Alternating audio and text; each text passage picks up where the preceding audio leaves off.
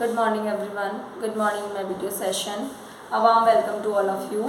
And I'm highly thankful to the YouTube as the YouTube has given me chance to present my videos on the YouTube platform. And first of all, I want to explain the name of the today's topic, that is the crossbite.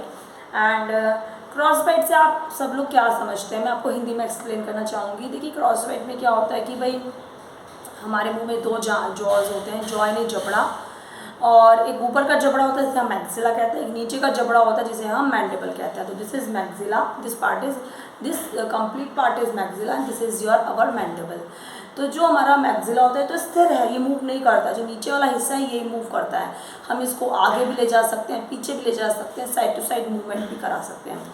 तो अब जब हमारा किसी की different very करता है patient to patient. यदि किसी पेशेंट में मैंडिबल हमारा आगे की तरफ ग्रो कर गया है और मैक्सिला अपनी जगह पे स्थिर है, तो उस केस में उस पेशेंट की जो चिन होगी वो आगे की तरफ, यहाँ तक उसका जो फेस होगा वो प्रोफाइल इस तरह से होगी, ये चीज़ सीधी चलती हुई आएगी और यहाँ पे जाके उसकी चिन यहाँ तक बढ़ी हुई मिलेगी। ये इस तरह से कर्व बनाते हुए उन लोगों के फेसेस में मिलेगी। तो उस कंडीशन में मैलक्लूजन होगा, क्रॉसबाइट कही जाएगी, यानी कि एंटीरियर टीथ पीछे हैं, आप देखिए ऊपर के ये कंडीशन आपको देखने को मिलेगी। जो ऊपर के टीथ हैं आपके अंदर की तरफ होंगे और जो नीचे की टीथ हैं वो बाहर की तरफ होंगे। तो अब बात करते हैं इसको यदि हम कैसे डिफाइन करेंगे।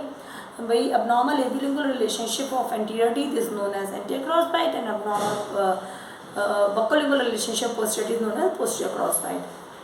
अब हम बात करते हैं इसके क्या अंतर हो सकता है। जो एंटीरियर क्रॉसबाइट होती है उसमें क्या अंतर होगा, भाई क्यों ये एंटीरियर क्रॉसबाइट है। तो कोई स्केलेटन रीजन हो, क्या आपकी हड्डियां ढंग से आपका जो हड्डियों का ढांचा है वो सही नहीं बना है। आपको जेनेटिक रीज़न भी हो सकता है कि आपके घर में पेरेंट्स हैं, आपके बच्चे के पेरेंट्स हैं, जैसे कि फादर मदर, उनमें से किसी को रही हो, उसके ग्रैंड पेरेंट्स को, या तो मैटरनल साइड से या पैटर्नल साइड से उनको रही हो। तो उस कंडीशन में भी जो बच्चा है उसके अंदर भी ये प्रॉब्लम देखने में मिलती है। और आगे चलते हैं, हम आपसे डिस्कस करना चाहेंगे कि जो एंटीरियर क्रॉसबाइट है उसके अंदर क्या बता रही हूँ मैं आपको कि एक तो कोई सुपरन्यूमरी टूथ इरप्शन हो गया, कोई दांत है जैसे दांत आर्च के अलावा एक्स्ट्रा दांत निकल कर आ गया है, या फिर आपका प्राइमरी टूथ जो है वो डेसिडुअस टूथ है जो वो गिरे नहीं हैं और सुपरन्यूमरी टूथ बाहर आर्च में बाहर से निकल के आ रहा है, तो उस कंडीशन में मैलक्लूजन देखने को मिलेगा। और क्या कहना चाहिए हमको, स्केलेटन कॉज हो सकता है, कोई जेनेटिक रीज़न हो सकता है कि आपका मैंडिबल जो है वो ग्रोथ बाहर की तरफ कर गया है और मैक्सिला अपनी जगह पे स्थिर है। या फिर कोई पेशेंट है उसमें बच्चे हैं उसको अपर लिप को बाइट करने की आदत है, कुतरते रहते हैं अपने टीथ से अपर लिप को कुतरते रहते हैं, बाइटिंग करते रहते हैं। तो उस कंडीशन में भी आपके एंटीरियर क्रॉसबाइट देखने में मिल सकती है।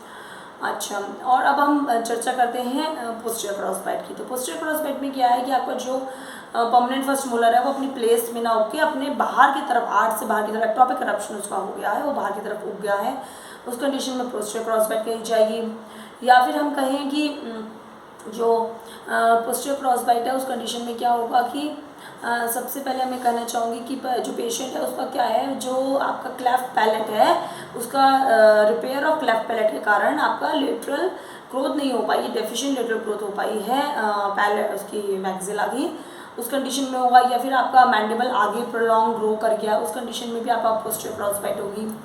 या फिर आपके प्राइमरी टूथ जो है वो गिरे नहीं हैं और जो परमानेंट फर्स्ट मोलर की ग्रोथ हो रही है वो बाहर की तरफ हो रही है, एक्टोपिक करप्शन हो रहा है, तो उन कंडीशंस में भी आपका जो है ये पोस्टीरियर क्रॉसबाइट देखने में मिलेगी।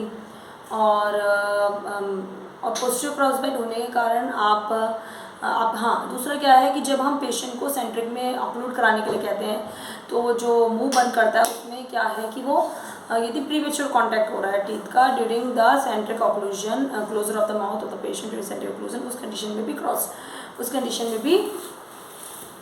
में भी पोस्टीरियर क्रॉसबाइट देखने को मिलेगी। सो यही सब रीजंस हैं जो मैंने आज आपसे चर्चा करी। और फ्रेंड्स, मैं इन चंद टॉपिकों को लेकर आप सबके समक्ष उपस्थित होती रहूँगी। मैं अपना नेक्स्ट वीडियो जल्द ही लॉन्च करूँगी, शायद मैं आज शाम को करूँ या फिर कल मैं इसी समय आपके सामने नेक्स्ट वीडियो आपके सामने हाजिर होगा यूट्यूब प्लेटफॉर्म पे। तो जब तक के लिए आप मेरे साथ मेरे इस चैनल को यूं ही देखते रहें।